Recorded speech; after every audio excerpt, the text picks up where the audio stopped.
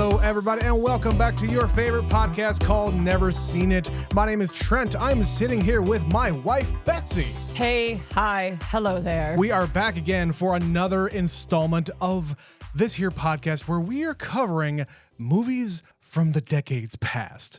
Betsy, we have reached 1994, and, I wouldn't necessarily call this an era that is a very formative era for us and, movies in general, but the movie we're covering today is not really for our generation. It's more for the generation before us. Yeah, we were around in 1994, but we were watching kids' movies. Yeah, I was watching Nickelodeon, Yeah. and I don't even think Cartoon Network was on the air by 94. 90s television geared to children, TGIF. Yeah, That's where we were. shit. We were not Gen Xers who were experiencing the 90s in a very different way. My introduction to what Gen Xers were really like was a show like The Real World. And I didn't really watch the first few seasons of The Real World. I didn't get started until I think The Real World New Orleans. Trent, I've never seen The Real I know World. you haven't, but just for our listeners' sake, I wasn't really introduced to that generation and what their lives are all about until around that era. It was the late 90s or maybe even early 2000s. I'm not even sure. But my understanding came through not only that show, but MTV in general. MTV was for the Gen Xers, at least in this era anyway. So anyway, we are way off track here already. But the movie we're covering today is called Reality Bites that came out in 1994. And it's full of people that ended up having a very long career and are still relevant to this day, including one of them that is having a movie come out, within a week of this podcast coming out. So Betsy, neither of us have seen Reality Bites. What can you tell our listeners about what you know about the movie? So the person you were referencing, of course, is Winona Ryder. Yes. Because just a couple days before this podcast is being released, Beetlejuice is hitting theaters, the long-awaited sequel to that movie that she made when she was but a teenager. An actress that has had a couple of different comebacks in her career. Yeah, she's kind of having a moment right now where we're happy that she's back. We're happy Winona is back. Yeah. So she is one of the stars, as well as Ethan Hawke, another very 90s kind of an actor. Mm-hmm. I think Ben Stiller has something to do with this movie. You're right. But I feel like he often gets forgotten when people are talking about this, because when I see clips and things, it's always the first two people that I see referenced. And of course, I feel like we couldn't make a 90s movie in 1994 without including Janeane Garofalo. I think it was contractually obligated for about 2 years that Janeane Garofalo had to be in your 90s movie. You're right, especially an angsty kind of teen, early 20s kind of vibe. But Betsy, going back to Ben Stiller actually directed this movie. I was kind of wondering because this is when he was getting into being a director. People didn't really know who Ben Stiller was other than being Jerry Stiller's son. Yeah, being a Nepo baby trying to make a name for himself before we called them Nepo babies. Right. And he also, didn't he direct The Cable Guy as well? He did. So Yeah. this was kind of a busy time for him as a director in the early mid-90s. Yeah, and he was also this guy who always would want to put himself on camera, and maybe, I don't know. We covered Mystery Men this year, and I'm hot and cold on Ben Stiller in general. Not necessarily just him directing, but also acting. I don't think he's that funny of a guy, but I can see a movie like this would really speak to him because he can kind of play around with not only drama, but comedy as well, like poking fun at his own generation. Yeah, as far as what the actual movie is about, I'm going with abstractly 90s ennui. Yeah, yeah, because think about 1994. This is also when Clerks came out. Yeah, I get the vibe that this is one of the quintessential Gen X movies, which is, I think, why I've not really been drawn to it, because I was 9 years old when this movie came out. Yeah. I was but a child. I wasn't paying attention to what 20-somethings cared about in 1994. You hadn't discovered your angsty period yet. No, I was still quite a few years off from that. You were still happy. And even if I had, this movie isn't necessarily the one that would speak to me as a millennial. Yeah. Or I was thinking about this, the fact that we're Gen Y, but nobody ever, ever, ever refers to us as the Gen Yers. No, because millennials are a lot. I mean, at the time that we were at the time when we were given that moniker, everybody was just talking about the turn of the millennium, the turn of the century. That's a bigger thing than Gen Y. We're the generation after X. Well, that doesn't mean anything. I just thought of that recently. I was like, oh yeah, we're called Gen Y, but no one ever uses that phrase. Gen No. X, I understand. Gen Z, I understand. It feels weird to be Gen Y. But that being said, I don't have a point of reference for Reality Bites and what it meant and what it represented. So I don't know if this is going to be a movie that is universal, that you can just relate to it because of what these people are going through, or it's going to be so aggressively 1994 and so aggressively Gen X that I'm not going to connect with this movie. I'm really curious what this is going to speak to me as somebody turning 40 this year and you turning 40 next year. We are well beyond the 20-somethings problems of that time in your life. But we kind of know these people. They have been in our lives our entire life. We know them a lot better than we even know the younger people around us. So I think we're maybe going to be given a window into the lives of these people, at least through the lens of Ben Stiller's mind anyway. So, all right, with that, we're going to go watch Reality Bites. We will be right back.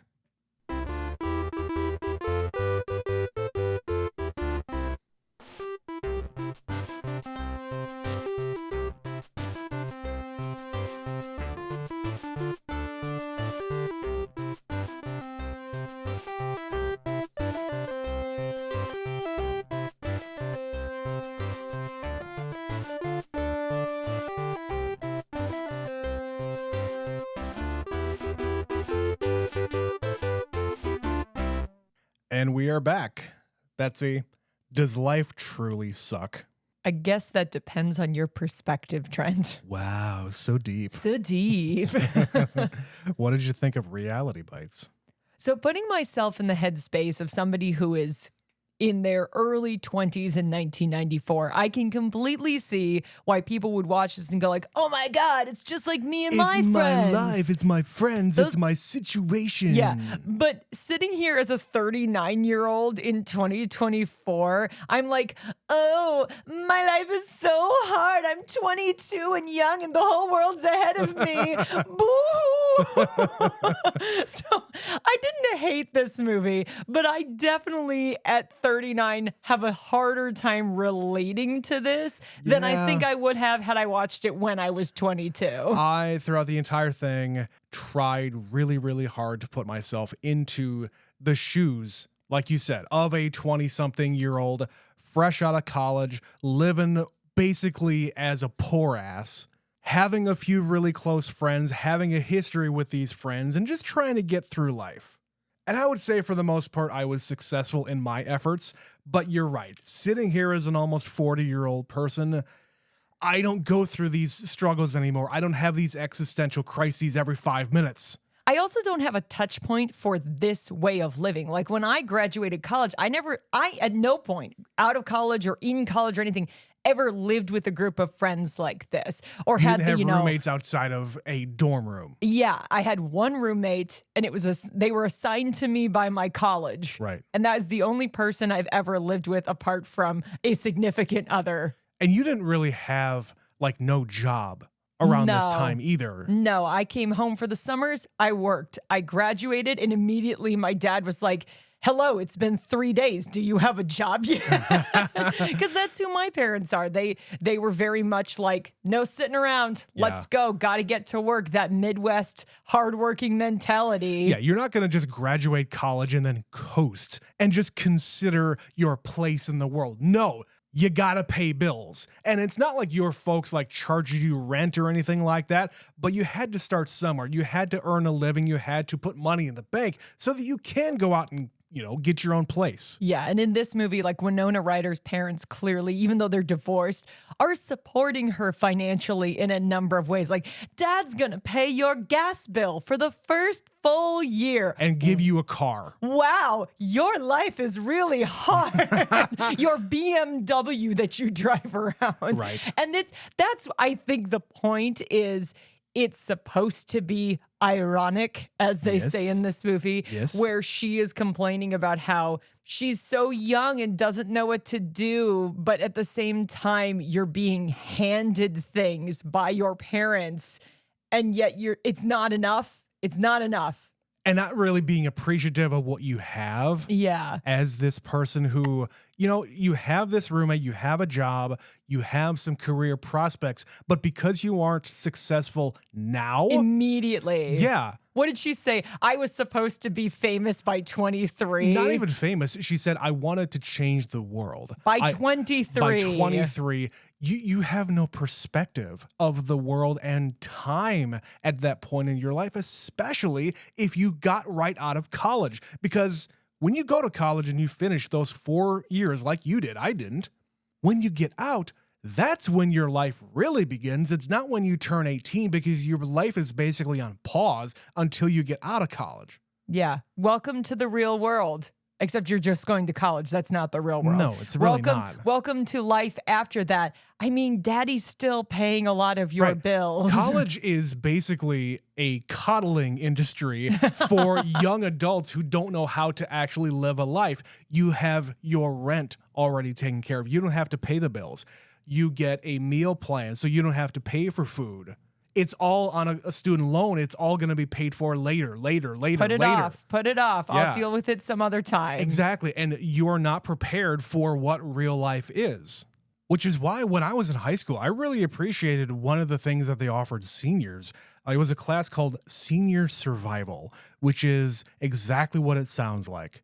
You are turning 18 very close to when you are graduating high school. So in this class, they teach you about credit. They teach you about having a checking account, paying bills, how to apply to get an apartment. We actually took a field trip to an apartment complex to show you this is what a 1-bedroom or 2-bedroom apartment looks like, how much it costs, what you are expected to do, what you're expected to pay for, and like how to write checks and just live your life as an adult on your own.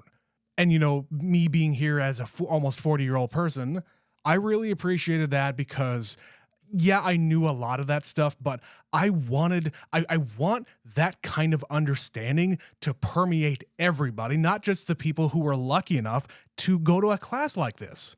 Yeah, and in this movie, Lelena, is that her name? Lelena? That's a lot of name because they call her Lainey half the movie. But Winona Ryder's character, she has an apartment. She has a job. She's making money. She's not making a lot of money, but she's making money. Yep. And how quickly it turns from, I've got everything together and I know what I'm doing out of college and what it's like to be in the real world. And how she so swiftly gets a kick in the pants because she made a dumb decision and got fired. And then she's like, woe to me. I can't get a job. Oh no, the world's a terrible place. Yeah, I'm not thinking about the consequences of my actions. Yeah. You think that, okay, I'm going to play this prank. Maybe in her mind, it's more of a prank than anything else. Obviously, she was trying to get fired because she hates her boss, and that's fine. And he hates her. And that's fine. But maybe try to work it out first before you go and get your ass fired. And if anybody's going to come after the millennials and talk about, getting job hopping from job to job to job to try to find a better solution or getting fired, this is even worse. Like, Ethan Hawke's character has had 12 jobs in 5 years that he's worked? That he's been fired from. That's not even including probably all of his jobs. That's just he's been fired from 12. But I would guess that's 100% success rate on his part for getting fired. Did you look at the guy? He was quite greasy in this. He was quite greasy. So, she just sinks immediately to, I can't get a job and life's really hard. And I'm going to lay on the couch and smoke cigarettes and watch cable TV. And that's going to be my existence because I'm not a success at 23 and I'm years gonna call old. 900 numbers and talk to psychics all day and rack up a $400 phone bill. Remember phone bills? 900 numbers. And 900 numbers. Telephone psychics. Yes. And how quickly she goes from, hey, I'm not going to support you by you coming in here. You and your fucking friends have to pay rent or whatever the fuck.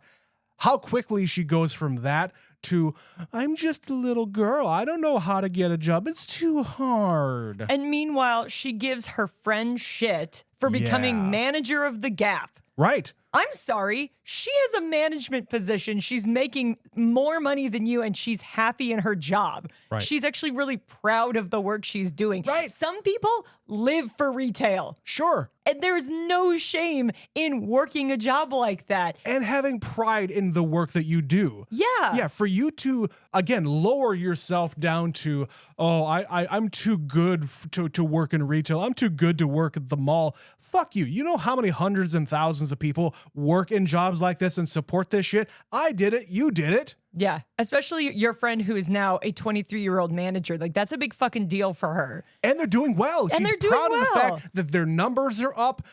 She's able to hire people and do the books and do everything that you need to do as a manager at that But age. you're too good for the Gap. Right. Oh my God. Again, life's so hard for you.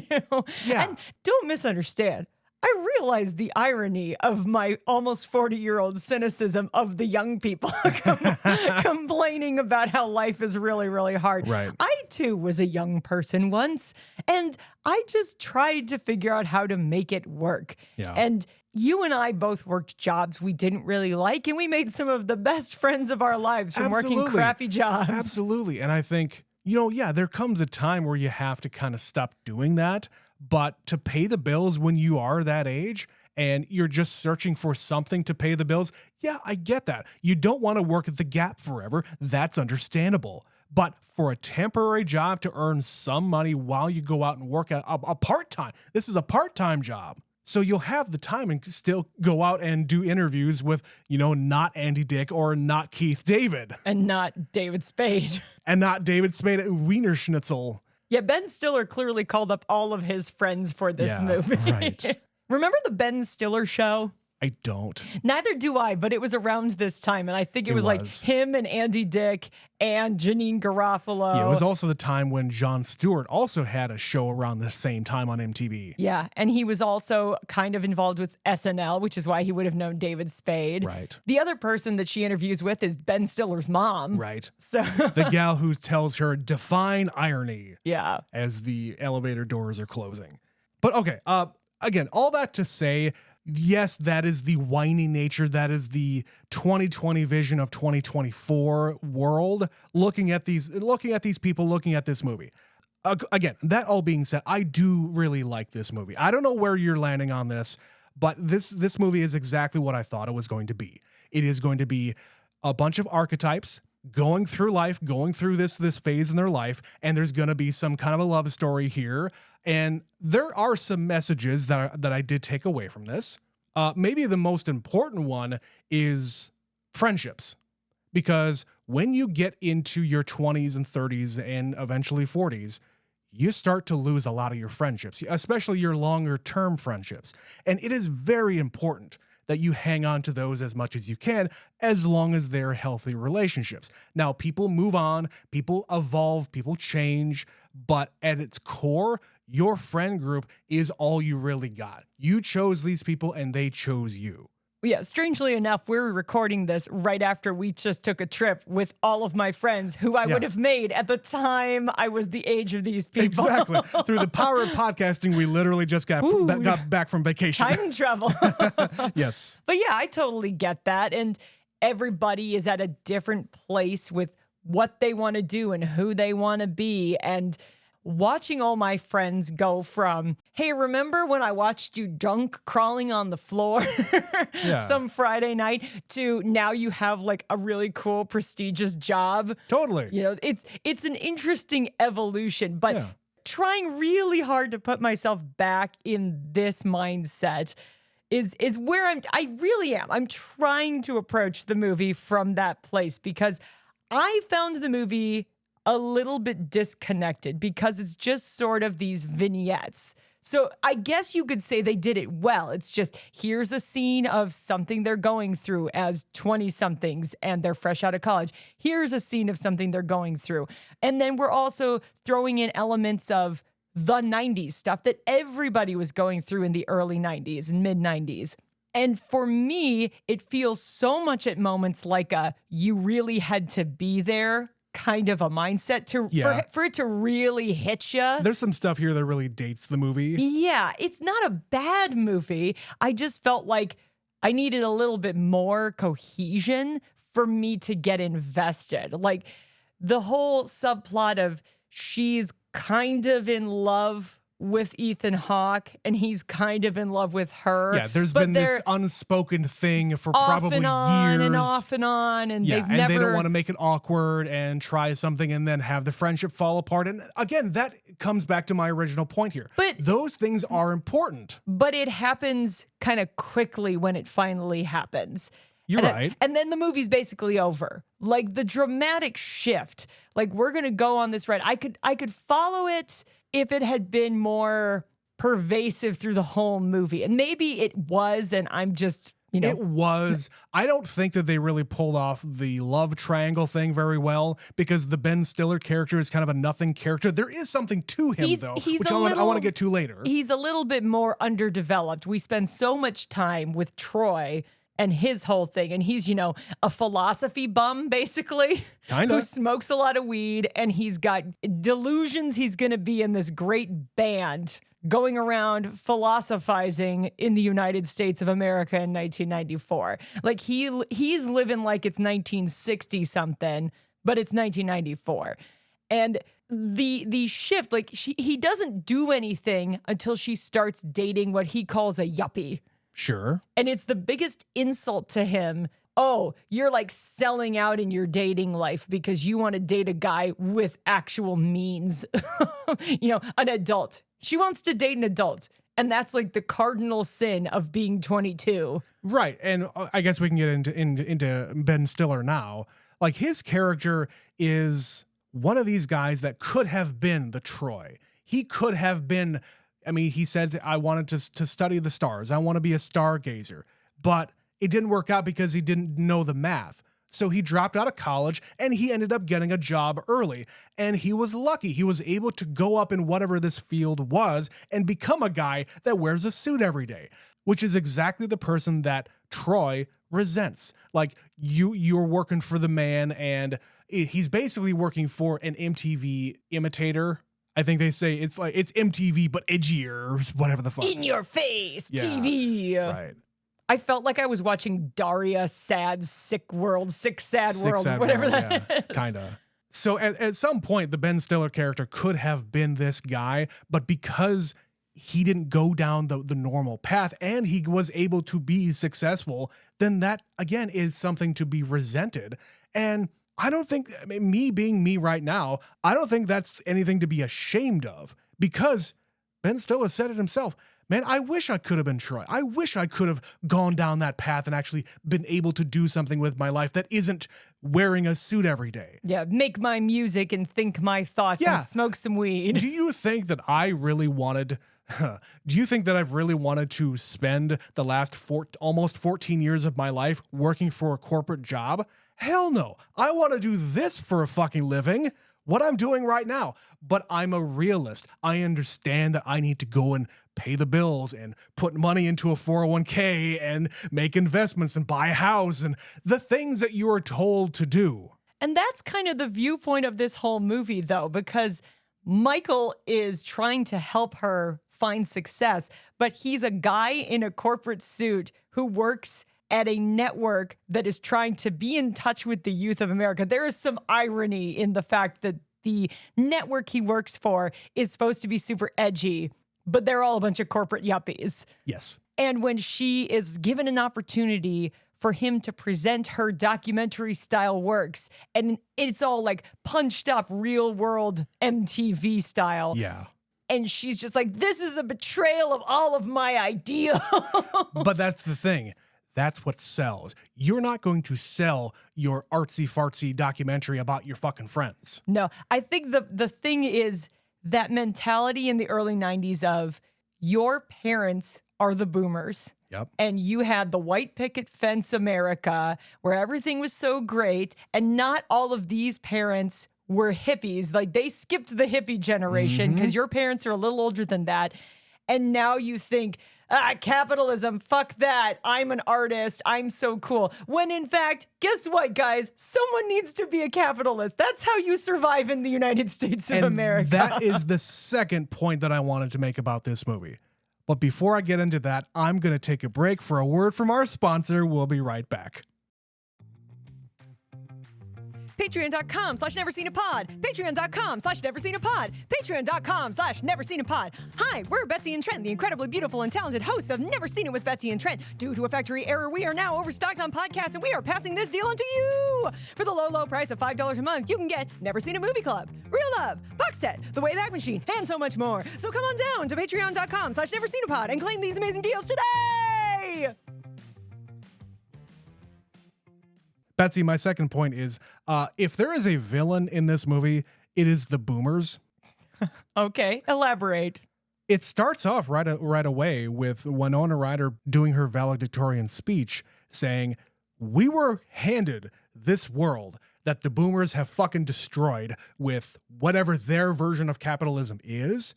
And this is us. This is what we're left with. I can't get a job to save my life because I'm either way overqualified or I'm way underqualified. Or even if this thing that I've gone to school for and I have an education for, if there's no positions in my current area, I'm supposed to mortgage my entire life to go and move somewhere that may or may not have a job for me. The American dream. So if anything, it is an indictment of the boomer generation and what they have left for the next generation. Oh yeah, they bring up multiple times the fact that these kids are children of divorce. And you said it while we were watching the movie. Yes. This is the Gen Xers are the first generation of individuals in America. The children of the boomers. The children of the boomers that were the most affected by divorce. Statistically, divorce became more culturally acceptable. Yep. It became more accessible to the common individual. Yep. And so it became just much more of a common practice. Yeah. People realized, wait, we don't have to stay married the way my parents had to stay married. That's when all these news reports from back in the 90s, if you remember, because I certainly do, of like half of marriages end in divorce and the American dream is over because no one can get along anymore and it's just the end of the world.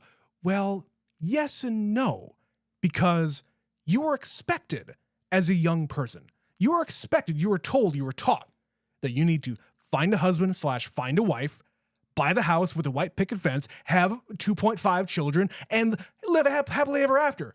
But after the 80s, and I'm going to blame Reagan here for all this shit, after the 80s, it became a lot harder to make it in America because there are so many other people trying to swindle you out of your fucking money. And the people who found themselves in a very good position financially, they kept all the money and the rest of us were left with shit. And fuck the rest of you. Exactly. But that's a completely different conversation. But yeah, while we were watching it, I said the boomers were the first generation to have divorce as a viable option. And it is reflected here in what their children are talking about. Winona Ryder's parents are divorced, but they come together on occasion to support their daughter. But I guess both, I don't really know what the dynamic here is. They were both remarried. Yeah, they both got remarried after the fact, and they're just terrible. They're just terrible. And she's clearly, like, they don't really address that. It feels like she's an only child. Or she said, no, she does say something about having a sister. But yes, and she says that at one point she basically had to become the mother because she said, I had to be the one, or somebody had to be the one to pay the bills and sign the report cards for my younger siblings and take the garbage out and do the things that one of the parents would have to do. I have a friend who is just a few years older than me that I bet she likes this movie because she relates to Winona Ryder's character in that way. Right. Her parents got divorced, and it was that thing where they were trying to stay together for the kids. And she said, When I was like 8 years old, I told them, why don't you get a divorce already? Because Right. she had to grow the hell up because her parents refused to. And Janine Garofalo's parents fucking hate each other, and Yeah. they're still together. They won't get divorced because they're still lingering and holding on to that concept of, Right. no, we have to stay married, even though they just are sort of strangers, sort of friends, a sibling type relationship Yeah. where I have to live with this person, and but yeah. it is what it is. And the Ethan Hawke character, he said that, okay, my parents got divorced when I was very, very little. I never saw my father up until just recently when he said that he has cancer and he's going to impart all this fake knowledge to him. Yeah. Suddenly now at the end of your days, you want to reconnect with your son. And there's a lot of anger Yeah. with these individuals. And you wonder why there's this cynicism and hostility towards the boomers. Yeah, his dad just lays all this fucking shit on him, and he is. What do you do with that? You weren't in my life my entire life. I saw you probably 4 times since you guys got divorced, and suddenly you want me to care about you dying?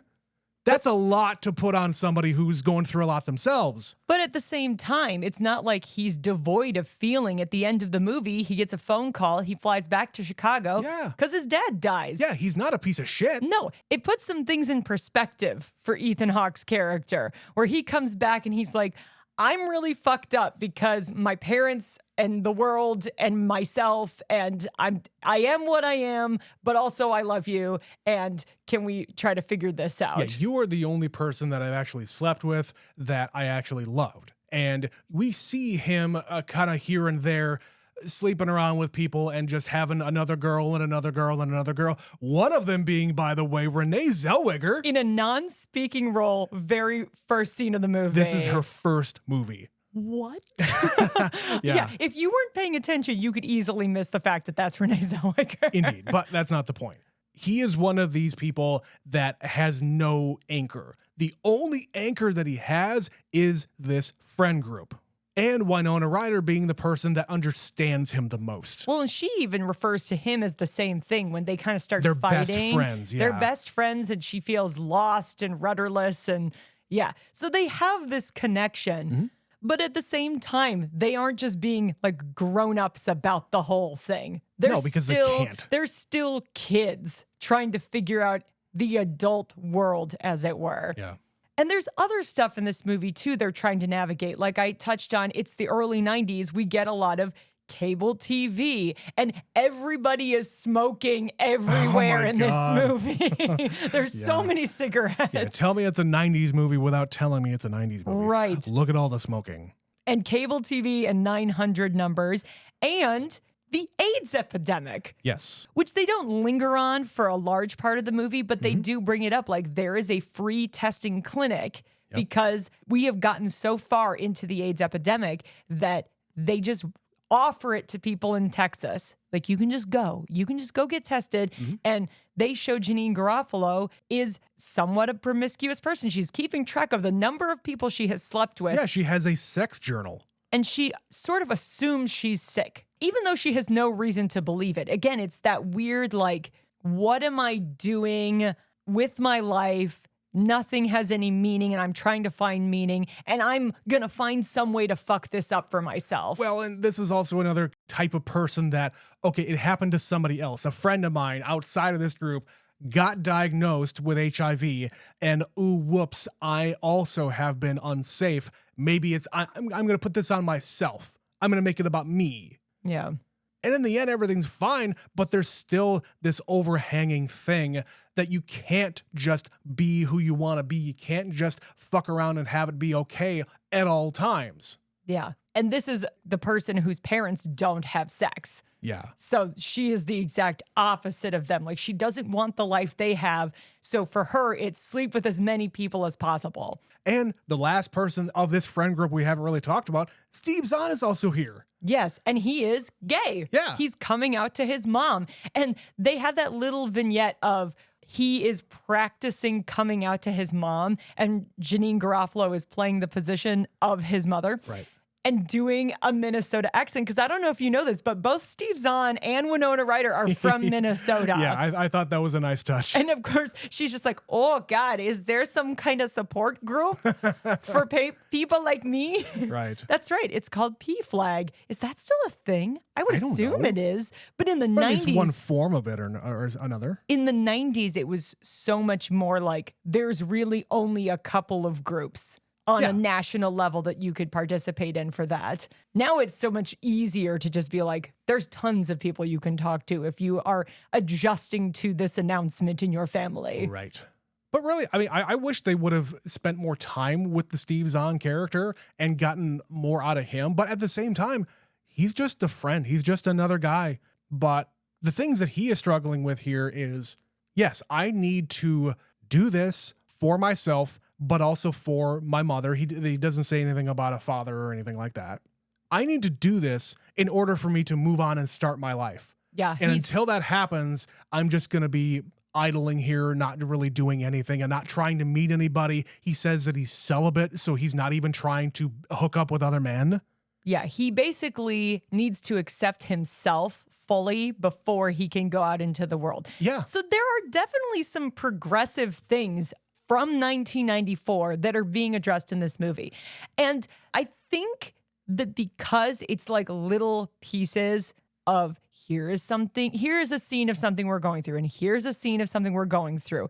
The disjointed feeling is kind of on purpose. You know, Yes. like the title of the movie, Reality Bites. It's just little taste, a little bite, a little Yeah. sampling of what's going on in their world. Right, and the one thing that we haven't really talked about here is the fact that so much of the footage of this movie is all VHS camcorder footage from her documentary, quote unquote, that she's been filming for years. Reality style, she just takes out the camera and Yeah. films things, which is no different than what happens now. Everybody has a fucking camera now. Absolutely. She was way ahead of her time. Yeah, in 94, when it was a lot easier to have a portable camera, a portable camcorder where you could just pop the tape in and go, this was unique. You talked about like your uncle. Everybody had that one uncle who Yeah. had the camcorder. Not everybody had one, but there was always someone in your group that had a camera. Yeah, they were the tech guy who got computers first and the internet first, or camcorders, or just the toys that they would bring to the family function.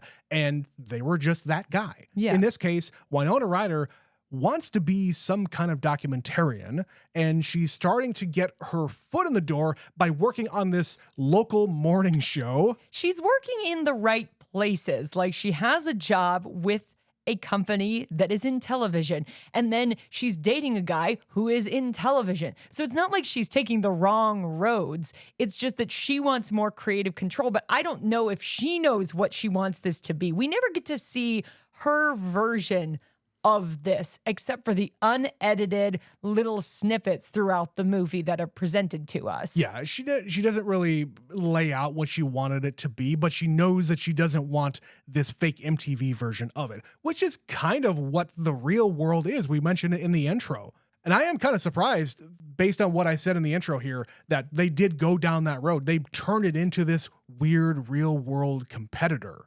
But instead of, okay, everybody's going to be living in a house together, oh, wait, that's kind of what's happening here. But it is more reality. It isn't scripted. They don't have to do a certain thing like they do on the show. This is just their real life. And I would have rather had a show like that rather than what the real world ended up being. Yeah. I like her version of things, and maybe putting her editing touch on it, putting her own spin on it, and putting in some voiceovers about where these people come from and where they're going to go. And I don't know. There's a lot of different things here that she could have done with this thing that she doesn't really have the opportunity to do. But that's what I'm saying. In this movie, we could have spent more time with what is her vision, or is that the point? She doesn't even know. And we're never going to get to see it because she's not actually going to accomplish it, because at 23, you have a lot of dreams that just never become reality. And she's also just letting Ben Stiller do whatever it is with the tapes. Yeah, she kind of gets excited about the prospect of, oh my God, I have an opportunity, but she doesn't put her foot down and try to dictate how she wants it to go. So many artists, as it were, lose their creative control, and then they're upset with the product of what happens. Like, I don't know with this movie, was this Ben Stiller's vision, or was this, subject to the same problems that she has in this movie, where there are producers and editors and people trying to make Reality Bites the movie that they want, not the movie the people who made the movie on. I think in that same vein, you have to be realistic about what reality really is. If you want to sell a documentary, there has to be a buyer. There has to be the people behind it with the money that can actually sell the thing. There also has to be kind of a point to what you're doing here. So her filming, that's the first step. Yeah. But then you need to find the story within your documentary footage. Like, what is the story you're trying to tell? It might be you have to follow your friend group for years and years and years before you figure out what it is you're actually doing here by filming all of them, waiting for that evolution, waiting to see what happens. I mean, it's a fictionalized thing, but think about the movie Boyhood. Speaking of Ethan Hawke. Yeah, right? Yeah, where that movie was filmed over the course of over a decade with these real people, but as actors, growing up and evolving as they would normally. But it's the characters doing that. But the story also evolved based on the kid as he got older. Of course. They had to make adjustments because of the person he was becoming. They couldn't predict when he's 10 years old what he's going to be like when he's 18. Totally. So they're just like, okay, let's adjust. This is a movie in a tiny pocket of time where we don't get to see that. If we did Reality Bites now, where would these people be 30 years later? That is a really interesting kind of case study here. Like, if you were to take these characters now, 30 years later, 2024, where are all of them? Is Janine Garofalo still the manager of The Gap, or has she moved on to something else? Because, hey, I don't know if you know this, but retail and malls are in a really bad place right now. Yeah, do people still shop at The Gap? The Gap still exists in some areas. They closed our Gap down. I was going to say, our Gap is not open anymore. I think Baby Gap is still there. I got to buy all my clothes at the Baby Gap. Remember The Gap and how fucking huge they were? Again, the 90s. And this just is mall culture in general. There's things in this movie that I feel like were right at the beginning of that wave, like big gulps. They talk about 7-Eleven and big gulps, and they talk about The Gap and fucking My Sharona. Remember how not that long later there was that commercial with I don't even remember what it was for, Mr. Pibb, I think? I don't remember. Where there was a cartoon head and he went, my Sharona. And he did like a dramatic. You don't remember the dramatic reading of My Sharona? No. That's the only reason I knew what that song was in the 90s. And of course, coming from this movie, also Lisa Loeb. There was stuff that it feels like they knew what was going on in 1994. But they didn't know that they knew. But they didn't know that they knew. And it just rode that wave. Like, I don't have the context for when The Gap really became The Gap, but I feel like the late 90s is when I felt bombarded by commercials for The Gap. And there's a whole undertone here of commercialism and how the Gen X people have been just thrown into that, and they are commodities. I want to read this thing that I just took a screenshot of from the IMDb page about all the fucking brands in this movie. It says, despite Lelena's anti-consumerism speech at the beginning, this movie has a considerable amount of product placement and product references in the dialogue, including The Gap, BMW, Coca-Cola, 7-Eleven, Pizza Hut, Domino's, Evian, Camel Cigarettes, Snickers, McDonald's, Whole Foods, Continental Airlines, Cocoa Puffs, Infinity Automobiles, and the Ford Motor Company. All of that is in this movie. So you see what I'm saying? It's like, is it making fun of or is embracing? Is it aware of what they're doing here, or is it just by happenstance? Yeah, is this a self-aware Gen X, woe to me, 90s ennui kind of movie? Or do they miss that entirely? Or do they just don't get it? Is that the joke? The fact that the woman says define irony? Yeah. Is that the whole point? Like the entire movie is supposed to be ironic? Are we missing the point, Betsy? I think we must be. And I admit that freely because, as I said, I'm almost 40 and it's really, really hard to relate to 20-somethings 30 years ago. It's true.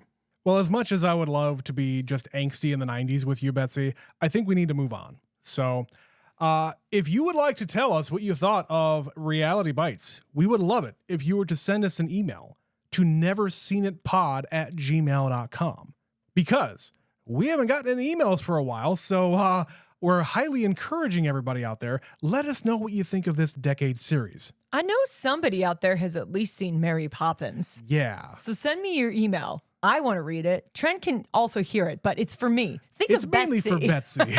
Yeah, Mary Poppins, The Conversation, Reality Bites, and Footloose. How the hell have we not gotten any emails about Footloose yet? Yeah. Kevin Bacon needs your affirmations.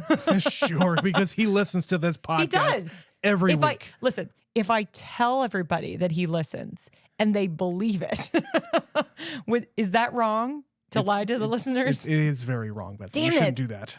Okay, well, there is a slim chance, there is a possibility in the world that Kevin Bacon maybe might someday know we exist. And don't you want him to know you exist also? Well, Betsy, I would like to say that, but I'm not going to. However, we know that Kevin Smith knows that we exist. It's true. He liked another one of our tweets. I don't know whether or not he just likes everything that we tag him in or not, but hey, we covered a movie of his over on our Patreon, patreon.com/neverseenitpod, where we just covered the movie Dogma for our Never Seen It movie club. Yeah. So instead of reading emails, we're just going to bombard you with Other things we're up to. We were also recently on another podcast. Yeah. We were over on the Greatest Movie of All Time podcast talking about All the President's Men. That episode just came out last week. Yeah, so if you want to hear our voices over on another podcast. Or see our faces. Holy shit, we're on YouTube with those guys. Yeah. Yeah, we've been posting a lot of that stuff. Go on our social media page. You can find all the information over there. But yes, it is called The Greatest Movie of All Time podcast. It is the latest one, All the President's Men. It's a really great movie, but we can't cover it for this show. Because we've seen it. We've seen it many times. Yeah, so if you want to hear us talk about a movie that we have seen, go check that out. Yeah. It's super fun time. But again, we ask you, please email us, neverseenitpod@gmail.com. And if you're brand new to this here podcast, if you're coming in from all these other podcasts we've been guesting on, welcome. Can I give you just one piece of advice? Listen to the most recent stuff first before you go all the way back to the Don't go to the beginning. first 100 to 200 episodes. I mean, there's some in there that are good. There's some maybe gems not in the there. first or second one. Skip ahead a little Yeah, bit. Like yeah. listen to our positivity and our upbeat attitudes Yes. right now. Once we figured out how the hell to podcast. Once we figured out how to fucking talk into a microphone. All right. Next week, Betsy, it is going to be 2004. What are we covering for the next decade? Well, we had to find a movie that was quintessentially the 90s for 1994. And this was. And we had to also find a movie that was quintessentially the 2000s for 2004. And we discovered one that, again, in the same way when we got to 1984, it was like, so we're watching Footloose. In 2004, we had to pick this one because it's a movie that I have seen a couple times and Trent has never, ever watched, No. but could only exist in 2004. It is maybe the most 2004 movie ever. So we're going to be watching from our friends who created South Park. We are watching Team America World Police. So come back next week for 2004 for Team America, Trey Parker and Matt Stone, you beautiful bastards. All right. Thank you again for listening to this podcast. My name is Trent. My name is Betsy. And this has been Never Seen It. We'll see you next week. Bye, everyone.